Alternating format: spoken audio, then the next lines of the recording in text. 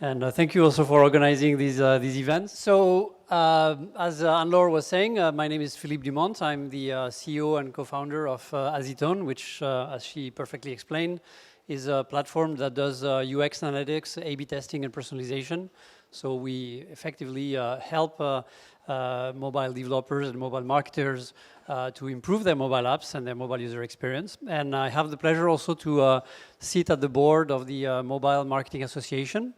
And I'm in charge of the work group that covers websites, mobile websites and mobile apps. And I also have the pleasure to develop the quarterly barometer that ships in France since 14th edition every quarter. So if you're interested in general about mobile apps, I warmly encourage you to download this barometer. It's free, and there is just an edition that was issued this week. So anyway, let me get started. And as you probably have seen in the program, in the agenda, there is quite a few things I would like to cover with you. One is the fact that when you have an app, as you have probably realized, it's not very easy to get downloads. But once you get downloads, the road doesn't end there, right? It nearly starts there. And it's far from being easy to get from downloads to actually getting usage in your app. And what I hope I can share with you is some insights, some ideas, some tips, some tools as well that might help you improve usage in your mobile apps. There are three things that Anne-Laure also briefly mentioned, which we think are really key to look at, which is the notion of retention, engagement, and conversion. And I'll speak in good details about that, so I'm not going to get into details here. But the idea basically is to see what are the real KPIs and the real things you need to look at when you're trying to really take the most out of your mobile app. And then we'll try to see also what kind of success and what kind of future there might be for mobile apps, because mobile apps seems to be here forever, but we have to probably remind ourselves that it's been only a few years since the iPhone and since Android are out there, and there is really a big business about mobile apps. You know, we're talking probably about 5 to 7 years since it's been there. So without further ado, I'd like to dive into the subject. And the first one I would like to mention is probably something you have seen in the press not so long ago, because there's been a lot of buzz about this.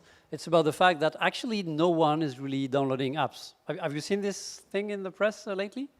Yeah, I mean, unless you've been in a cave, you know, there's been a lot of things around this topic, and there's been, you know, articles in Les Echos, in the US press, I mean, all over the place, on BFM, if you're in France. I mean, there's been a lot of things, you know, about that. And basically, if you look at these articles, you say, you know, damn, I might rather jump out of the window, you know, which you can do easily here. It's on the ground floor, so that's not very risky. But anyway, you might say, hey, you know, why bother, you know, doing a mobile app when, you know, damn, it's over. I missed the train, you know, the train has left the station. I'm not going to get any downloads in my app anymore, and so on. Well, you know, the truth is not exactly that, right? The truth is, in reality, that yes, not everybody is downloading app every month, right? And that has been fairly stable over the years, right? So it's not a new phenomenon. But the truth is, there are only a few percentages of the user who are downloading 2, 3, 4, 5 apps. And if you see, you know, this diagram on the right, you know, this chart on the right that says, you know, a lot of people are not downloading apps, but some are downloading 1, 2, 3. You know, that's not even actually 2016, right? It's 2014, this diagram that has been issued. And it's, again, as I said, it's fairly stable over the years. So the thing that is happening really right now is the fact that, yes, a lot of the time that people are spending in apps are spent in a few apps. And yes, not all people are using more than 20, 30, 35 apps, you know, that's roughly the number of apps. But contrary to what you might hear, it doesn't mean that you don't have a place among these 30 apps, because not everybody is using the same 30 apps. You know, if we do a check here, you know, we're all using a few of the same apps, but a lot of different apps. We're not using the same apps over and over again, right? So over the time of the year, over the time of our usage, we use different apps. And there is one thing that also plays kind of in these statistics, which is the fact that effectively people are using their mobile phone for an extended period of time. So if you look at maybe 3-4 years ago, people were keeping their phones for about 18 months. Now it's more 24, to sometimes a little bit more longer than that. And basically what it means is, when you don't change phone, you don't have to reinstall all your apps, and therefore you don't really count in these statistics. So basically what I'm saying here is just take these statistics with a grain of salt. It doesn't mean that you're doomed when you develop a mobile app. It's just that there are some dynamics that are basically playing with these statistics. Now, one thing which is true is the fact that there is definitely a challenge in when people download their apps, how long and how often are they going to use this app? And this is what we call the retention problem. And this retention problem is basically this kind of conundrum where you have maybe 100 people downloading your app, but after a few months or after 1 year, you might not end up only with a few % of your users actually keeping on using your app. And that's definitely a challenge. Now, it's a challenge, but it doesn't mean that you're doomed as well, right? Because this is an average. It means that a lot of people are not doing a very good job, but some people are doing a very good job, right? So it's not something that is where you cannot move the needle. You can move the needle, but effectively there is definitely a challenge to make sure that people are coming over and over again.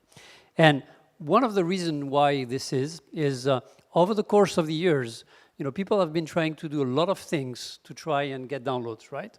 And you probably have seen a lot of things. You can do what we call organic downloads, where you develop your own download. And own download is basically the things that you can do when you touch directly people that you know, where you have directly access to people, whether you have access to mailing lists or whatever. So you can get people quite easily that way. And then you're going to get additional paid downloads, which you're going to try to cast a few net out there to find people who are interested in your app.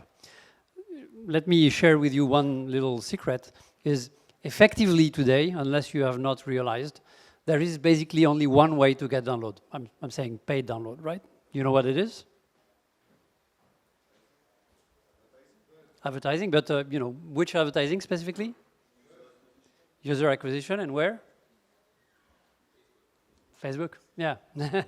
You're right, and that that explains why Facebook has grown so much over the past 3 years, basically, right? Is effectively, if you want to get targeted downloads, so people who are very likely to be using your app, effectively there are not so many options except Facebook. That's the truth, right? Whether you like it or not, that's effectively the truth. And the reason for that is because, effectively tons of people are using Facebook on mobile. You have a lot of ways to target users with Facebook. Facebook is helping you finding look-alike users, so users who are looking alike the ones that are downloading your app. And effectively, if you find the right users, the ones who are really interested in your app, effectively you increase your chances of having users who are going to use over and over your application. So I'm not going to spend more time on that, but I want to just stress the fact that where you acquire user has, of course, an importance on how much users are going to be using your app. Because if you get a download but people don't give a shit about your app, of course they're not going to come back very often. So, that's one thing. Now, to get a little bit more on the bright side, right? I'd like to talk about an app which I'm not sure a lot of people have heard here, but I'd like to share with you what they've accomplished. And what they've accomplished is fairly amazing to me, right? What they've accomplished is they incorporated the company less than 5 years ago, right? They built a business which is this year going to be as big as eBay. No, not a small feat. And they have more engagement than Snapchat, right? You've been told, the Facebook, the Twitters, the Snapchats and others, they're way out there in terms of, how much retention and engagement they can get from users. And if you develop your own mobile app, there's no way you can compete with them. Well, these guys, they managed to have more engagement than Snapchat. Do you have any idea who that is? No, it's not Uber, no? No? No, it's not Waze, no. Good try, though. It's very good. And the answer is OfferUp. This company is called OfferUp, right? The reason why you probably don't know them is they're a US-based company and they're only available on the US store. Only available in the US store, right? What they are is actually effectively they're a eBay or Craigslist competitor, right? So they're a marketplace. And to give you some data about what they do, right? If you look at the biggest app in terms of retention and average time spent in the app in the US right now, they climbed, in 1 year to the top 3. So, Facebook, Instagram are keeping the number 1 and 2 position, and OfferUp has become number 3, ahead of Snapchat in terms of time spent in the app. It's quite amazing, It's not a social network. It's an app to buy and sell stuff, over mobile. It's a mobile-only application, right? So the business is only mobile, and their business this year is going to be so the business. When you look at their business, what they count is basically the amount of transactions and the value of the transactions happening on the marketplace. So mobile only this year they're going to be 14 billion of revenue in 5 years. Yeah, it's average time spent per user, the previous chart I was showing. So again, it's quite amazing, right? Because when you think about it, again, you've been told and probably a bit too much, I think, that these things are not possible, but they are possible, right? They're possible, and they, unless you don't have the US account, again, you cannot download the app. So I put a few screenshots of the app here. And if you want, I have it on my phone, so I can show it to you later on. But again, it's a fairly basic, application, you could say, but it's well done. It does take some pages from social network in the way it's actually built. So there is an infinite thread of offers you can scroll. As you can see, the interface is actually well designed, and the reason why it's so much successful is effectively 3 things. It's a very simple and clean UI, I think. It's very optimized, so they spent a lot of time optimizing it. And it's easier and faster to use than any of the competitors out there. So for you to actually place an item on sale or to buy an item, it's very, very easy. And there is an in-depth review actually of that app on Business Insider. So I put the link there if you want to check it out. And that was, for you to know, it was one of the apps that was shown by Mary Meeker in the latest 2016 Internet Trend. So I don't know if any of you are fans of Mary Meeker, who is a partner at KPCB, a famous VC in the Valley. If you haven't seen it, I would encourage you to download the presentation as well. So anyway, I just wanted to share with you again, not only the challenges, but also some of the bright side of developing a mobile app, and the fact that, again, if you pull the right strings, there is a way to make great things on mobile and mobile app. So one of the things we can get actually from this experiment and others is the fact that test and learn is probably something that also you have heard about, which is something fundamental on mobile apps. Because as you can see right now, especially with mobile app, things are moving very, very fast, right? And the problem with mobile apps, on top of the challenges you have when you try to be on the internet in general, is the fact that things are moving, and things are moving not only for you, not only for your competitors, but also for the ecosystem at large. And the reason why I'm saying that is when you develop a mobile app, right, you're being judged every time, right? You're being judged by the user using your app. You're being judged by the using other apps that do similar things to the one you're developing or you're having today. But you're also being judged, and that's very different from any other aspect on the internet. You're being judged based on also the experience that users have on other applications like Facebook, like Twitter, right? Because when you look at a new app, right, what are you using every day? You're using Facebook, Twitter, Uber, Airbnb, these kind of apps. And your app, whether you like it or not, is being judged before it's being used really on the basis of how cool, you know, the latest Facebook or Airbnb or Uber update is. And you might say, well, I don't really care because they're not in my business. Where it actually shows is the fact that if you're not up to par in some ways to some of the big guys, your ratings are going to suffer. And your ratings is also something that is very, very critical to the success of your app. So I'm not going to, again, dive too much on that. But the fact is, you know, the necessity for you, just like for the big guys, to keep improving is very, very important. And one thing I think is very interesting and is worth mentioning is you shouldn't mix test and learn with trial and error, because trial and error is basically what you do by default, right? You try something, it doesn't work. You try another thing, it doesn't work. You try another, you know, so that's good because you know, you can hopefully improve over time. The problem with that is if you don't learn from the past experiences and you build on top of that, you're going to be taking much more time than necessary to improve your app. So that's why it takes a little bit of understanding of what's happening in the app to really improve. And let me show you two things which I think are very interesting. The first thing, again, which is probably something you have seen once or twice already out there, is the fact that, believe it or not, the way you design an app is not necessarily the way either users are going to use it or users are going to expect it to be used. And that's very well demonstrated by this, you know, path, you know, people cutting roads through the garden.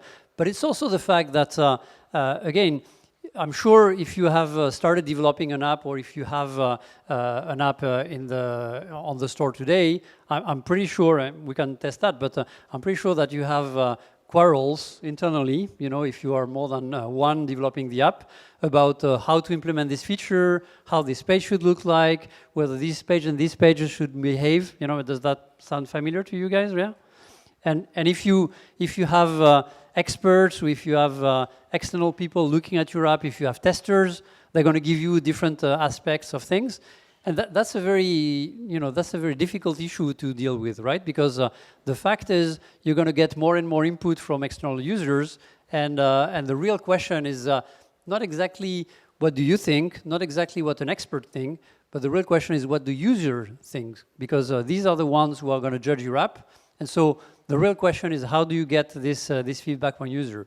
And one thing I would like to share with you as well, which I think is very interesting, and this is not me. This is a guy called Akan Force, who is a guy working at King, you know, the makers of Candy Crush, you know, which probably sounds familiar to some of you at least.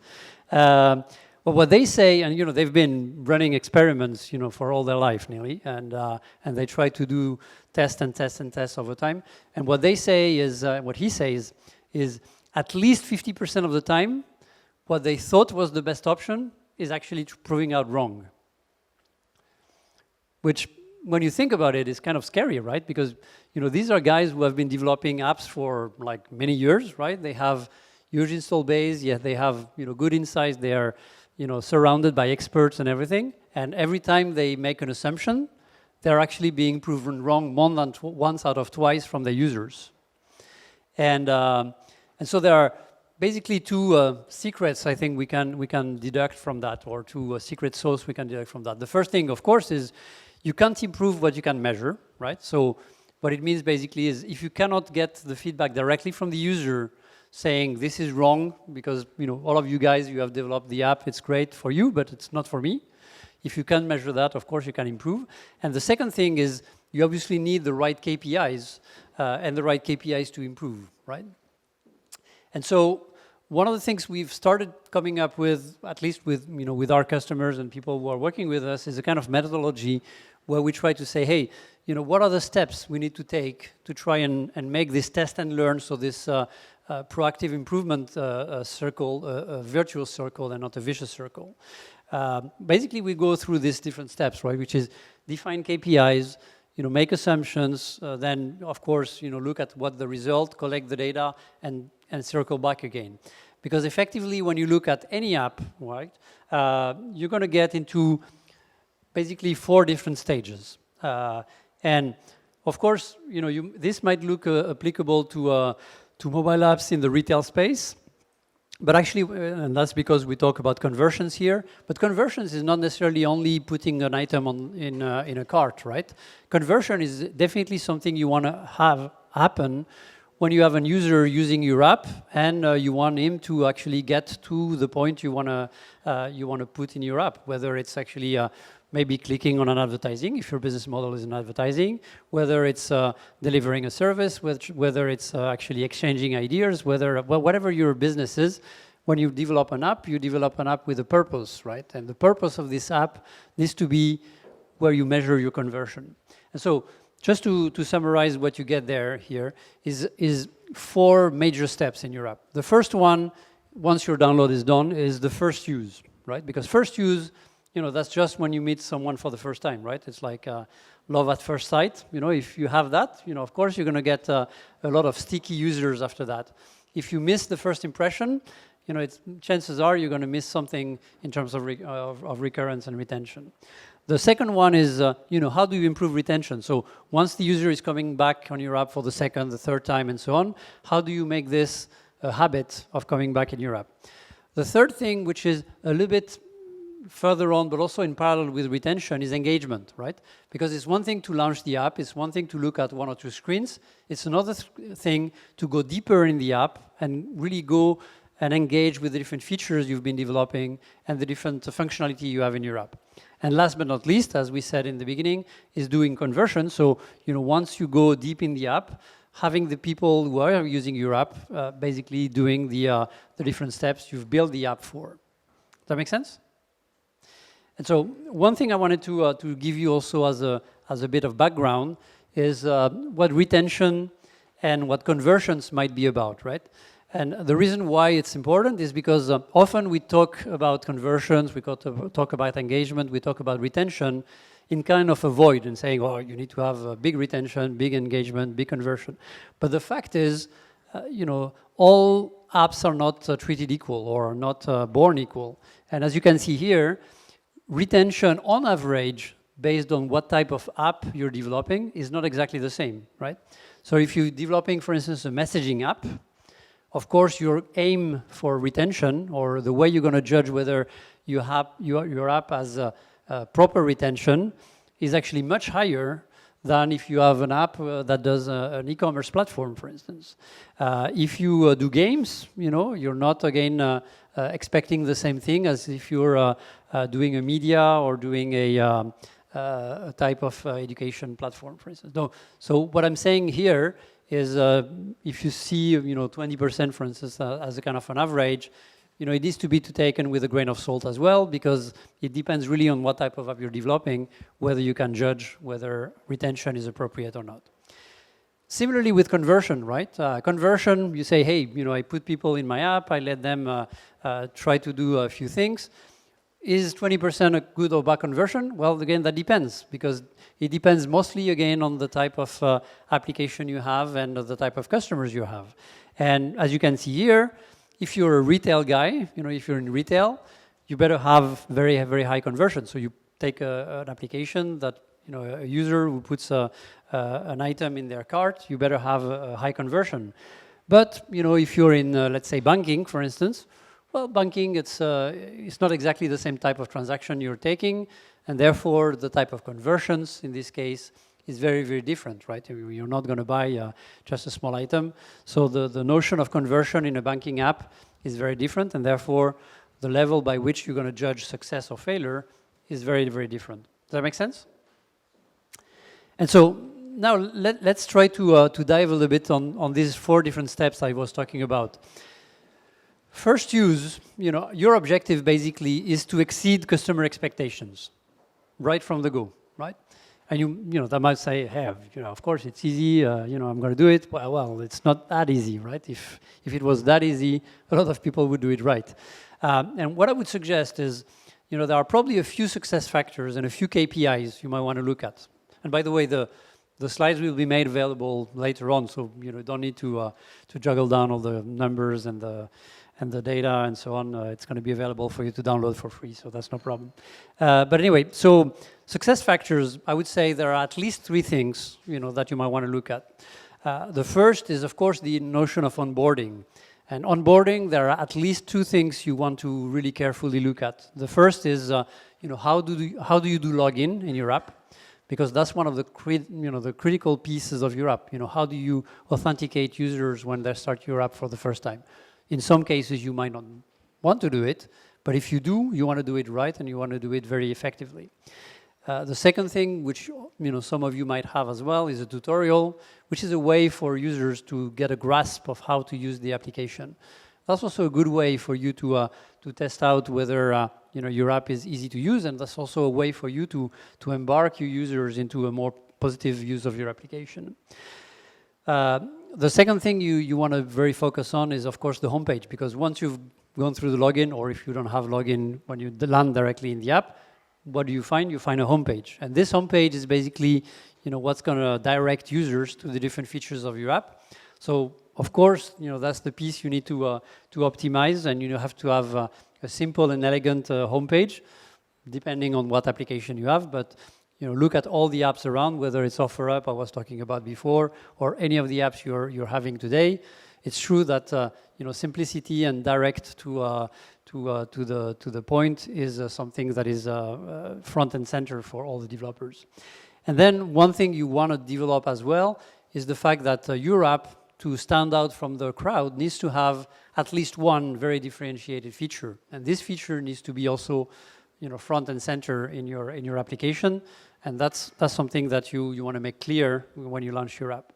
And then, what kind of KPIs, so what kind of measures, do you need to track? Well, the first thing, of course, is if you have a login, you need to carefully monitor how many people launch my app and how many people effectively log in, right? And, there your ideal objective is 100%. You're not going to reach it because virtually it's impossible, but, as close as possible to 100% is really your goal. And we're going to talk about maybe some options you have there, but that's your key objective. And the key objective for that is effectively that it gives you not only a user, but it gives you a user which you're going to retarget in many ways, either through email, through Facebook, through different means once is logged in. The second thing is you have a key feature. You need to measure how much it's being used. So taps on this key feature, usage of this key feature needs to be your clear item. One thing which is very interesting to track is how long does it take for a user to make the first gesture either on your login or your homepage for first-time users, right? Because it's one thing to say, hey, my guy has landed on my page. The real question is how fast for the user does it take, well, how long does it take for the user to understand your page and know where to go, right? And so tracking this time of how long it's going to take between the time it lands, for instance, on the login page, the time it lands on the home page, and the time it takes the first action is very, very useful. And of course, on top of that, you need to track also what are the unsuccessful gestures, that are on your app, right? Because if you look at a lot of the apps, some might be a little bit, surprising, let's say, for some users, or they might not know exactly where to tap, where to zoom, where to swipe, and everything. And so the real question is, if you have a successful gesture just from the get-go, so the guy, let's say, tried to scroll around where there is not anything to scroll, for instance, that is going to give you some insights about whether your user is effectively, getting a good hand on your app or not. And of course, there are things which are very, very detrimental to getting recurrent users. Crash rates, you need to get that down to 0. So, you need to measure this. And believe it or not, a lot of applications are not measuring or not doing a very good job at that. And you need to measure also the performance of your app, right? The longer it takes to launch, the longer it takes to load pages, and the longer it's going to take for you to get recurring users, because people get pissed, at that. And so one of the things I wanted to share with you, for instance, is one of the things you can look at is looking at your acquisition process and trying to think whether there's not a way for you to optimize your login page based on acquisition. Let me explain what I mean by that. A lot of the time, you're going to know where your user is coming from, right? It's going to come from Facebook, as we said. It's going to come from your email. It's going to come from, maybe a Twitter advertising. You name it, right? Different things. But Then you have a homepage with different options to connect, right? So, for instance, if you're coming from Facebook, presenting you with a login with a Facebook Connect makes sense, right? And maybe you don't really care about so many other options. If you're coming from Twitter, it might make sense to have a Twitter login, right? And if you're coming from an email, it might make sense to have an email login by default. So, and what I'm saying by that is, there are ways where you can think about where the user is coming from to make his experience much easier. And believe it or not, there are not so many apps that are doing that today. But again, small things can make a difference. And so you should definitely think about that. Let me talk about retention for a second as well. Well, retention is basically, you get this first hurdle passed, right? So you have a user coming back for the second time, and now you're going to get into the battle of coming back over and over again. So the real question is, how do you get there? Well, where you get there is basically by making sure your app is nothing but static. And nothing but static means that you need to commit time and effort and money probably to update your app on a very regular basis. You need to have levers to make sure that your users know about it, which means you need to use push notification, you need to use email to make sure that your users know there is something new in the app. And you need to make sure that you animate the app with some content. So it's going to depend in terms of what type of app you have, but whether it's a promotion or coupons or news or updates or you name it. But again, making sure that the actual content of your app is something that is as fresh as possible. And the reason again for that is all of your competition, not necessarily your direct competition, but the other guys, the Uber, the Airbnb, you name it, that's what they do over and over again. And there, what you need to measure is effectively, of course, how many users come back, unique users come back on a regular basis, by day, by week, by month. You need to look at one thing which is very interesting, which is cohort tracking. I don't know, any of you know what cohort tracking is? Yeah, a few of you. If you look at some analytics, so you can find that now in Google Analytics, but some other analytics, you're going to find a way where you're going to look basically at a table which says every day, every week, for instance, how many of the users of your past week are coming back again. So that gives you a very good idea about this funnel of new users coming back over and over again and how much decremented users you're losing week after week. Having also a good view of your app map is very, very critical because effectively when you use your app, not users are using it the same way. So they're not necessarily using homepage and then going down, 1, 2, 3 screen, just like we designed initially, for two reasons. One is because users like to wander around an app.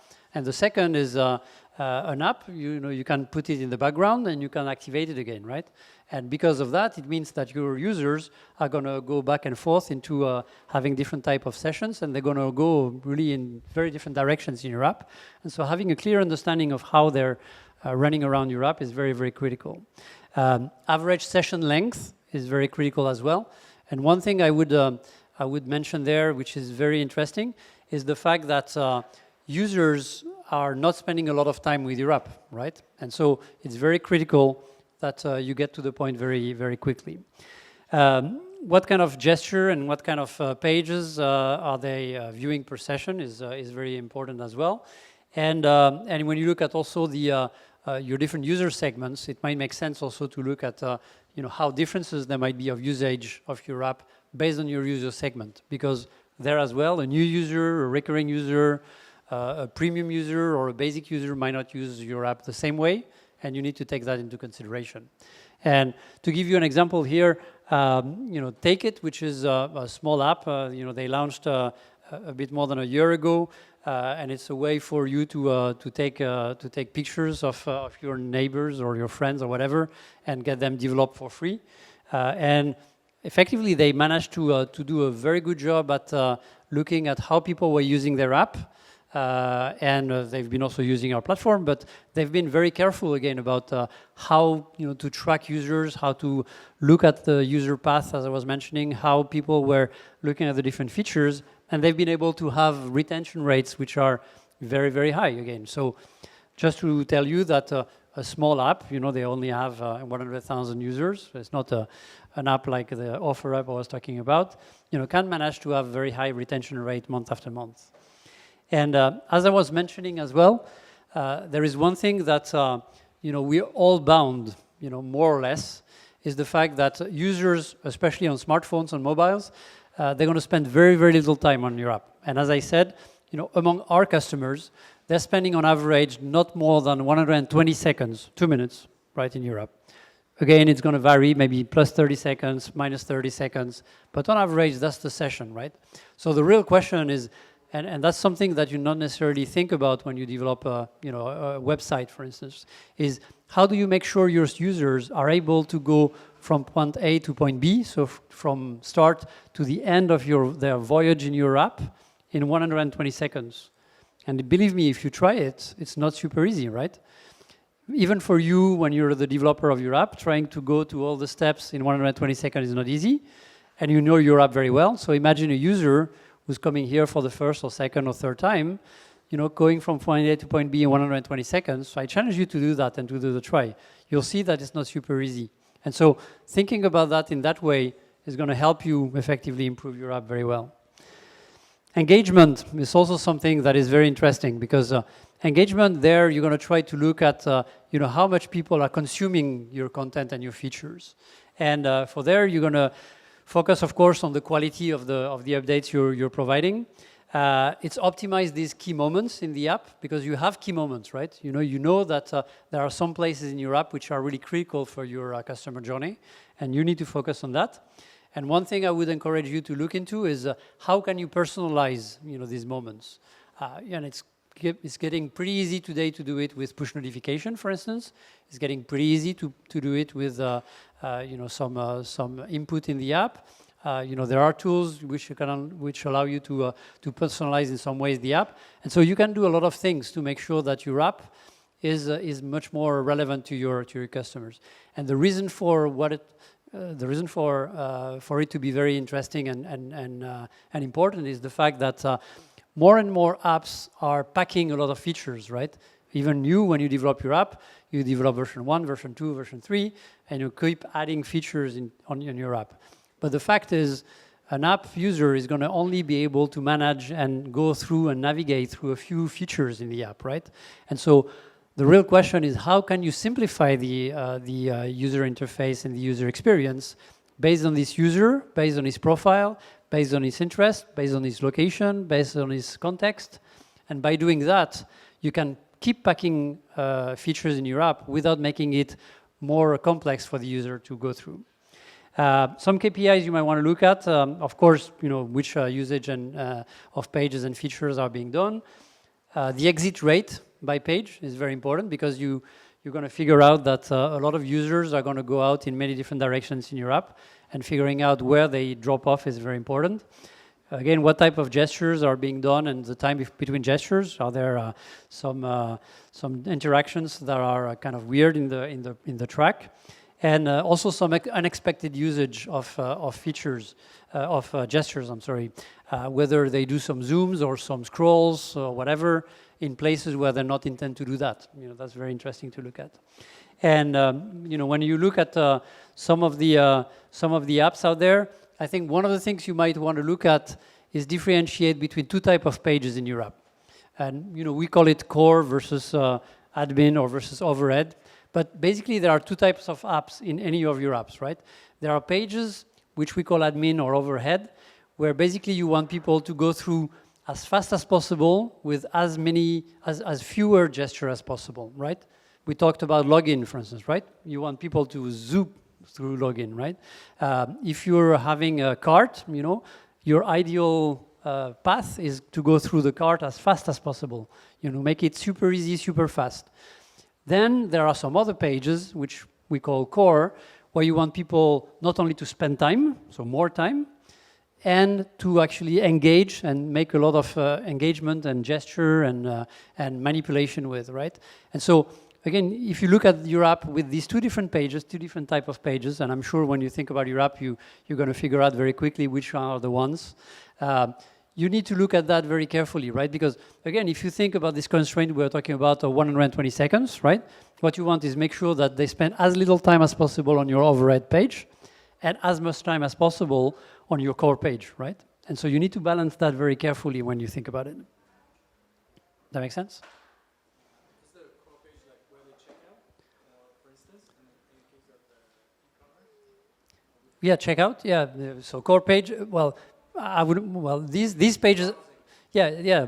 So the pages where they do what we call administrative or overhead thing is effectively more the checkout or things like that, right? Because effectively what you want them to do there is as fewer gestures as possible, spend as little time as possible. So you try to optimize it as much as possible there, right? And for the core page where you need to browse for articles, for instance, or look for items to buy or whatever, that's where you want them to spend more time on. Okay, so that's the balance. And conversions, which is the last piece. Conversions is also something that is very interesting because it's something that obviously you need to focus on to optimize your app at the end. And what you want to do there is make sure that you need to improve your app in terms of conversion rates. You need to test different scenarios in the app and make sure over time, what you look at is not only of course, the number of purchases that your users are doing in your app, but also the customer long lifetime value. So over time, how much a customer is bringing you in terms of revenue and profit. Because of course, the measurement of only one session is not efficient. What it is actually the life of your customer, and the revenue is going to bring you over time. Again, whether it's direct or indirect revenue, that's the piece you want to look at. Okay, that makes sense? And one of the tip also that you can check from that is the fact that, again, in this story of trying to make things as fast as possible for user, if you have, for instance, a retail app, you don't want to have more than 3 steps between the time the user is selecting the item and the time is going through the cart. And the same is true, for basically any of your app. If you have apps that chain screens after screens after screens, you're multiplying chances of losing your users over time. So just to show you a few things about how that might look like. When I was talking about user flow, for instance, and app map, that's the type of table you want to look at. For instance, is where people are coming from, where they're going to for each page of your app.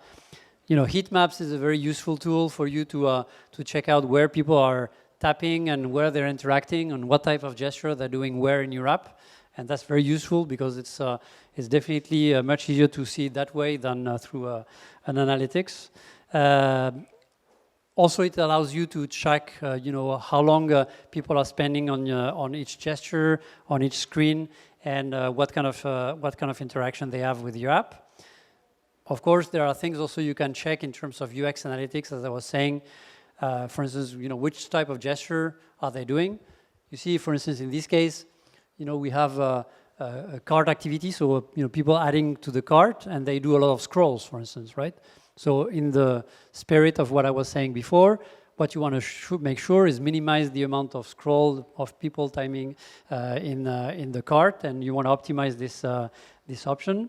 Likewise, for instance, here you see people are doing some zooms on a login screen in this app, right? And of course, when they're doing zoom, there is something fishy with the app, right? So you want to check these things as well. Another thing which is very interesting in account activity, for instance, you can see there, the time before first gesture is 7 seconds. 7 seconds, right? When you're on your account. So in this app, which I won't give the name, right? On this app, they realized that it was taking 7 seconds before the user is doing a first interaction, which means the screen is definitely not very clear to the user. Make sense? We talked a little bit about optimization, and we can talk about A/B testing here, but what I wanted to show there is the fact that by changing very few things in an app, you can make very big differences, right? Avant-Drouet, which is one of our customers, they played around with their action bar here, right? And that's how they play conversions. Conversions for them is people calling up an agency, a real estate agency. And you see by doing different variations in their action bar, they increased the conversions by 36%, which is not a small feat, right? Here it's another app, which is Le Cloud by Orange. I don't know if you use it, but in this app, the trigger is to say Well, how do we, how do we make sure that we have the engagement and the onboarding of the user in the easiest way? And effectively, before you synchronize files between your phone or whatever and your cloud, it's not very useful. And so what they did is basically they created different variation of their app based on whether you have already synchronized your files or not. And based on that, you have different menus which basically guide you through the proper configuration in your app. I'll pass through that because we don't have much more time left. I just wanted to show you also a couple of things, which is also showing you the light in terms of what can be done and what are the hopes with mobile apps. The first thing is to say that contrary to what you might have heard, the mobile web is not worse than the web, and the mobile app is not worse than the mobile web. Kind of the reverse, actually. If you do a proper mobile application, it can actually convert even better than the web and the mobile web. And these numbers are not from me, they're from Criteo. And what they show you, for instance, is for apps that have been really worked on and optimized, you can get between the mobile and or the desktop and an application, 20% more conversions in an application than even on a regular website.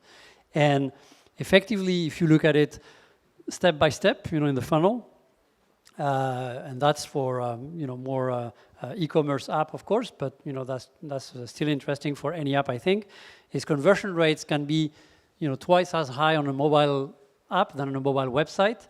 And as you can see, the mobile app is able to beat the mobile website by a significant margin on every step of the way, right? From how many people, how many products people have viewed, how many products have been added to the cart, and how many conversions have been made at the end.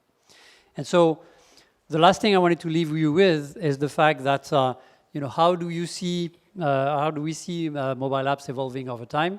Well, I think there are a lot of things that are out there. Some of them you've been hearing. Whether it's APIs, bots, algorithm, and so on. The truth is, the mobile apps that we have out there are more and more connected, and they're more and more real-time connected to server-side loads. And the fact is, today more and more mobile apps are going to get into what we call this, rich real-time server-side enabled UX, because effectively, when you look at the Uber, when you look at experiences like that, what you see there is effectively, feeds coming into the app, providing you with an exceptional user experience. And that's what we see there. And there is one thing which also is very critical, is the fact that apps have this capability more than the web to resemble us, right? And to be very close to our interest and our focus. And one thing that Yvan Deleg, who's the mobile app director at Orange, I think summarizes it quite well. He says, with these new advances in technology, what we want is no longer make an app for all of our users. What we want is to be able to make an app for each of our users, and which I think is a very big departure from where we've been so far. So, with that said, thank you very much for your time. And hi, you said on a chart that does 20% of retention is good or bad? Yeah. But what is the time basis? Is it on 3 months or? Yeah, I was quoting I think these numbers come from Quantcast, so I can refer you to the study. To be honest, I forgot the timestamp, so I don't know if it's on a monthly basis or whatever. But the source is in the slides, so you can check it out. And does a utilities app have different retention also, or the utilitaries? Oh, you mean tools? You mean? Yeah, exactly. Yeah. Most probably, even though I haven't seen the result in this survey, so I'm not sure what is the average retention rate on these tools. I'm not sure. Hello, thank you for the presentation. My pleasure. I'm Arnaud, I'm a UX designer. From your point of view, is it good when you are making an app to keep some tools and options for further updates? Yeah, I think it's a good idea. You mean putting them hidden in the app or releasing them afterwards? Waiting for updates. Yeah. To keep a retention for the app user. Yeah. No, I think it's very useful. Well, for two reasons, right? I think the first one is the fact that you don't want to overwhelm users, especially early users, by tons of features all over the place. And then, as I said, the novelty in an app is very much appreciated by users, right? And so, as they come back to their application and as they see new things, as they have new capabilities, as you also have the ability to communicate to them and say, hey, we've listened to you, we've introduced this new feature. I mean, there's a way actually for you to build a connection with your users. So I think, having the ability to basically stage that on a step-by-step basis. So whether it's you have developed them and you do that on a step-by-step basis, or you keep developing as we go, I think is very useful because it's a way for you to keep the dialogue with the app. And one of the things that is, I think, more exciting than ever with apps is the fact that effectively it's a much more, dialogue-oriented business that you have than a mobile website, right? Because, the user is effectively communicating with you at all times, whether he realizes or not, right? By downloading updates, right? By push notifications, by providing ratings, by providing feedbacks in your app. So the definition of the relationship between an app user and a provider is effectively much more a two-way relationship than with a website. What tool do you suggest for analytics, except yours? Yeah, well, we don't really do analytics Yeah. I didn't spend much time talking about what we do, but we do UX analytics, which is effectively a complement to regular analytics. But analytics, you depending on what you look at, I think there are different type of analytics you can check. Google Analytics, I think, is a good tool. It's not necessarily, yet super optimized for mobile apps, but it's a good tool, and it's free. It's not bad. In the paying section, if you can afford it, there are tools which are pretty interesting. So you could check out either Follow Analytics or Azure Mobile Engagement, which is the ex-Captain. And the reason why they're interesting is because they bundle two functionality. They bundle push notification with analytics, and we think it's quite interesting because analytics, it's hard to pay for analytics when you have some free alternatives. But when you think, well, I can have a segmented push notification, which allows me to do a lot of things very precisely with my user, it's very interesting. And if you look more on the performance side, you have Crashlytics. That's a very good tool, which I would recommend. And in the paying side, on that front as well, you have App Pulse, for instance, from HP, which is also an interesting tool. And then, as I said, you have UX analytics like ours and others, I'm sure. So. All right, thanks. What do you think about tracking tools like Adjust or apps like Mobilize Flyer, and also like tools like Batch for notifications, as opposed to Captain? Or So to be transparent, the reason why we like Captain or Azure Mobile Engagement or Full Analytics is we have effectively integration of our platform, with these tools. So you can basically pick the segments you've defined with these platforms, and you can look at, for instance, user experience based on these segments, or A/B testing or personalization of the user experience based on these segments. But Batch, Batch I've been discussing with the guys, and I think they have a very solid platform. They have a lot of success in the media space. And we've talked with them also to do exactly the same integration. So I have only good things to say.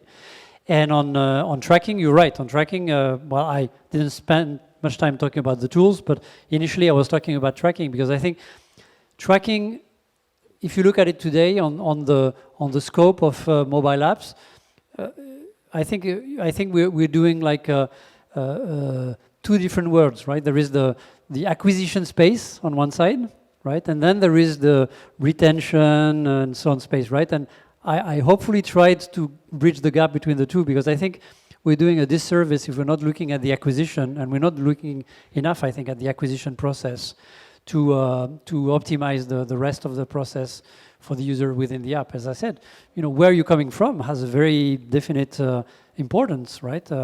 In the process of onboarding the app, but also as you are, right? Because we know things about you based on where you're coming from. So effectively, on Azetone's front, for instance, we're talking with AppsFlyer, with Adjust and others to effectively do some bridges as well, and be able to segment our usage analytics based on their analytics of where users are coming from.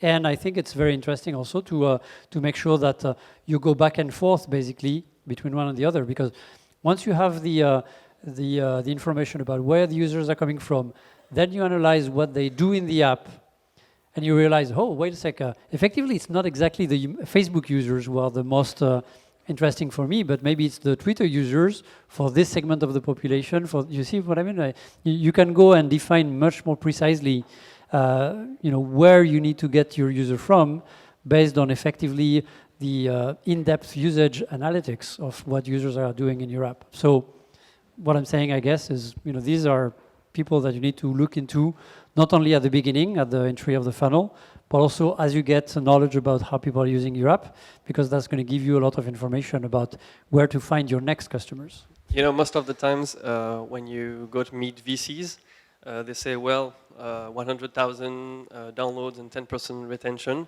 It's great, it's cool, it's a good beginning, but come back later with better KPIs. All right. So according to you, what would be the key moment when an app is not only cool or good, but it becomes really, really high valuable and very interesting?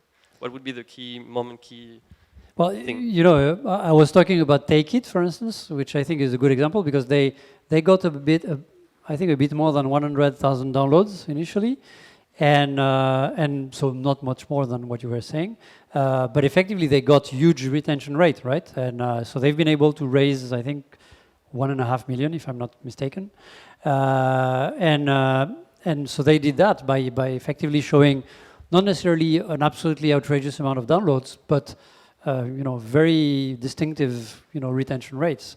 And so that's why I'm saying, initially, you might not necessarily look at, how many downloads you're going to generate, but if you have, high retention rate, high engagement rate, high conversion rates, these are pieces that are more valuable to some extent than the actual number of downloads, because number of downloads, one way or another, that can scale, right? If you have deep pockets, as we said, you can always find users. So finding users is not necessarily the big issue. Finding the right users is a bit the big issue, but finding users is not the big issue. But as long as you can demonstrate that you have exceptional or higher than average retention, engagement, conversions, you have a very strong case in front of VCs. But you have a number in mind? About retention, it's very, very hard to find metrics about it. As I said, it's very dependent on, unfortunately, on the type of app you're developing, right? Because again, if you have a game and you're having a 20% retention rates, it's very deceiving. True, yeah. And if you have an e-commerce and it's 20% retention, it might be good, right? So that, and I think you were asking about utilities or tools. I don't have the right measurement for that, but again, the higher is the better, and then it depends also on your business model, how much you monetize behind that, right? Okay, well, thank you very much. Have a great day and have a great mobile app.